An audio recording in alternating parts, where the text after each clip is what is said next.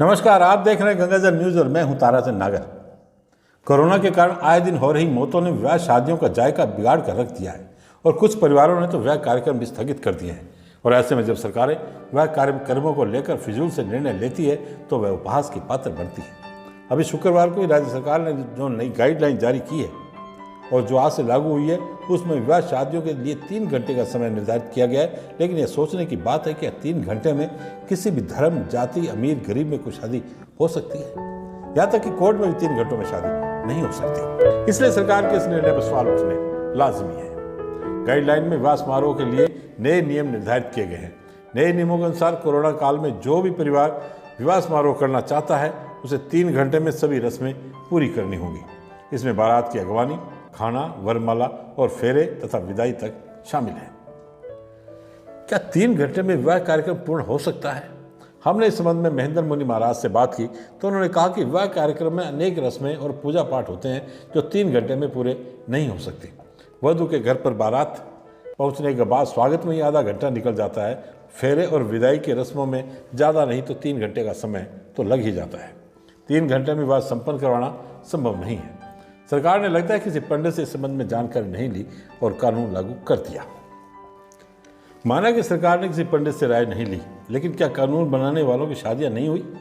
और मान भी ले जाए कि शादियां नहीं हुई तो क्या वे किसी शादी में नहीं गए? क्या उन्होंने कोई एक शादी भी ऐसी देखी जो 3 घंटे में पूरी हो गई हो? एक विवाह समारोह के लिए कम से कम 6 से 8 घंटे का समय चाहिए और अगर बारात दूसरे स्थान से आ रही है तो समय इससे भी ज़्यादा लग सकता है। और अब सरकार ने 26 अप्रैल से निजी वाहनों से दूसरे जिले से आने जाने पर भी रोक लगा दी है। इससे भी लोगों को दिक्कतों का सामना करना पड़ेगा। टेंट कारोबारी त्रिलोक सिंह गहलोत का कहना है कि कोरोना ने टेंट व्यवसाय को पूरी तरह ध्वस्त कर दिया है। रही सही कसर सरकार पूरी करी है।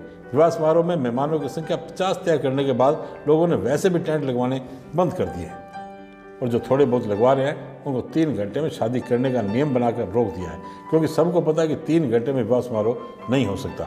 उन्होंने कहा कि इससे तो बेहतर है कि सरकार विवाह समारोह पर पूरी तरह रोक लगा दे।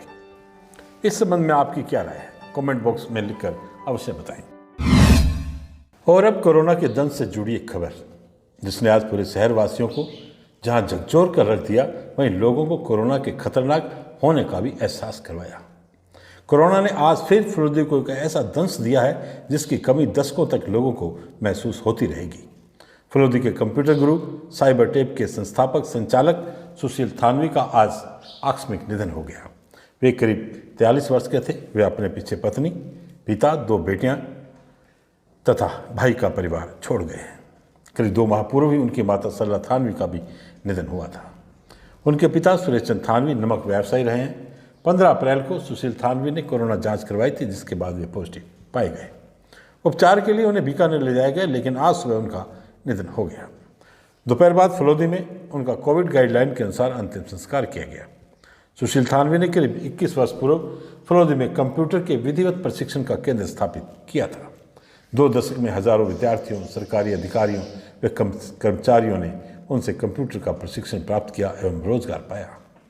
उनके साथ उनके अनुज डॉक्टर पंकज थानवी भी कंप्यूटर का प्रशिक्षण देते हैं। उनके निधन पर शहर के प्रबुद्धजनों डॉक्टर अरुण माथुर, सरस्वती स्कूल के MD Ashok Paliwal, doctor Prakash Punia, lions club अध्यक्ष Sulekha Gadodia, Phalodi gas agency director Meenakshi Verma Jaipur, Salim Nagauri उपाध्यक्ष नगर पालिका Phalodi, doctor BR Paliwal, doctor Satish Purohit, doctor Dinesh Sharma, Ankur Manihar, wings academy के संचालक जगपाल सिंह बाजिया, ग्लोबल इंटरनेशनल के director Shyam Sundar Chaudhary, teddy kids principal Rajeshwari Thanvi आदि ने गहरा दुख व्यक्त किया है। सुशील थानवी गंगाजल न्यूज़ परिवार के भी मार्गदर्शक थे।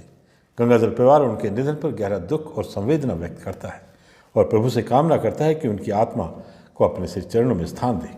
उनके परिवार को यह पहाड़ सा दुख सहने की ताकत और साहस प्रदान करें। कोरोना के बढ़ते प्रभाव को देखते हुए कृषि उपज मंडी व्यापार संघ ने 26 अप्रैल से 3 मई तक मंडी में जिंसों की बोली स्थगित कर दी है।